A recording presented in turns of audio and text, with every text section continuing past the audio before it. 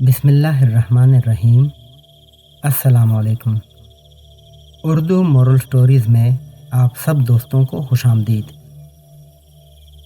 बादशाह सलामत, मेरा कोई कसूर नहीं है। सारा कसूर उस आदमी का है जिसने वो टाट बनाए हैं। अगर उसने टाट पक्के और मजबूत बनाए होते और उन पर कोई भी चलता तो वो ना पड़ते। बादशाह के हुक्म पर राज मजदूर को भी छोड़ दिया गया और टाट बनाने वाले को पकड़कर लाया गया। उसे बादशाह के सामने पेश किया गया तो बादशाह ने उससे पूछा, क्या टाट तुमने बनाए थे?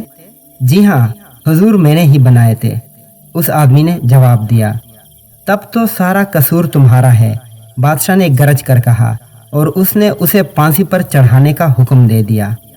बादशाह सलामत, मैं आपसे कुछ ज़रूरी बात अर्ज करना चाहता हूँ, टाट बनाने वाले ने कहा। बात यह है कि मेरे बनाए हुए टाट हमेशा बड़े पक्के होते हैं, लेकिन जिस वक्त मैं ये टाट बना रहा था उसी वक्त मेरे एक पड़ोसी ने, जिसको कबूतर उड़ाने का शौक था, अपने कबूतर उड़ा दिए। वो आसमान में उड़ते फिर रहे थे, कलाबाजियां खा रहे थे। मैं उनका तमाशा देखने लगा।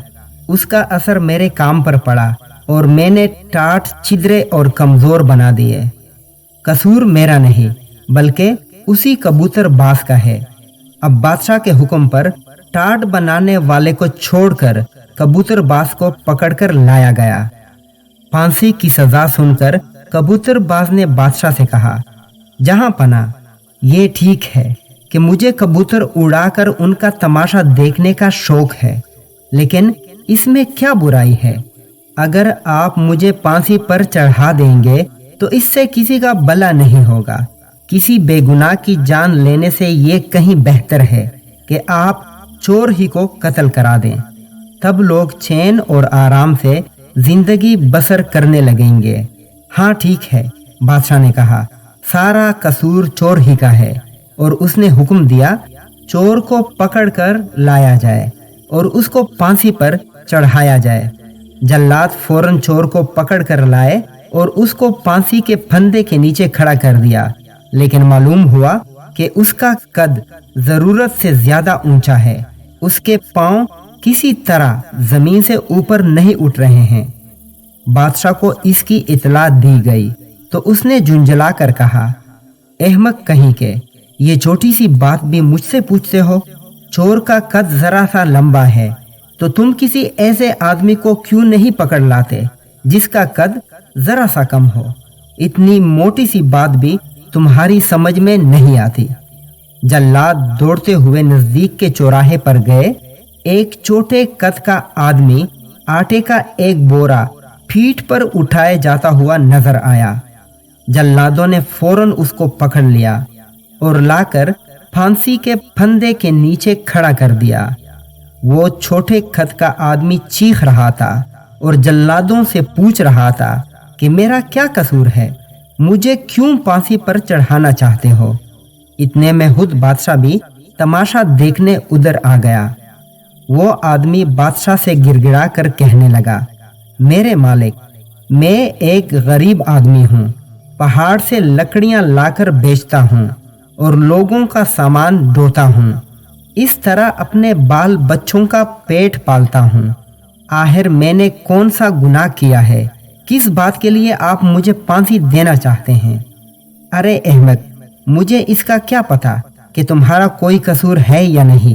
बस किसी आदमी को फांसी चढ़ाना है। मैं एक चोर को फांसी पर चढ़ाना चाहता था, लेकिन मालूम हुआ कि उसका कद जरा ऊंचा है और उसके पांव जमीन से ऊपर नहीं उठ पाते, लेकिन तुम्हारा कद बिल्कुल मुनासिब है। छोटे कद वाले आदमी ने गिड़गिड़ा कर कहा, बादशाह सलामत, कसूर लंबे कद के चोर का है और आप फांसी पर छोटे कद के एक बेगुनाह, बेकसूर और गरीब आदमी को चढ़ाना चाहते हैं। ये भी कोई इंसाफ है?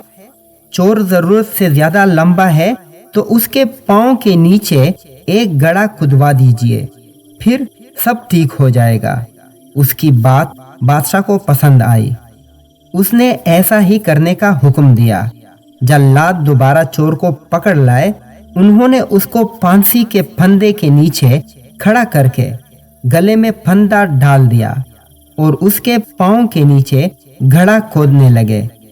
मगर चोरता के बराबर कहे जा रहा था, जल्दी करो, मुझे देर हो रही है।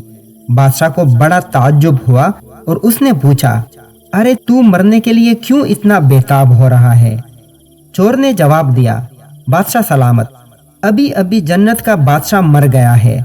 उसने मरते वक्त ये वसीयत की है कि जो सबसे पहले जन्नत में दाखिल होगा उसको मेरी जगह बादशाह बनाया जाए। वहां बादशाह का तख्त अभी खाली है। अगर जल्दी से फांसी पर लटका दिया जाऊं तो मुमकिन है कि मैं सबसे पहले जन्नत में पहुंच जाऊं और शाही तख्त पर बैठ जाऊं। बादशाह के दिल में लालच और हसद की आग भड़क उठी। भला जन्नत का बादशाह बनना छोटी बात है। उसने फौरन जल्लादों को हुक्म दिया, चोर को रिहा कर दो और मुझे फांसी पर चढ़ा दो। बादशाह के हुक्म की तामील होनी ही चाहिए थी। चुनाचे बेवकूफ बादशाह को सूली पर चढ़ा दिया गया।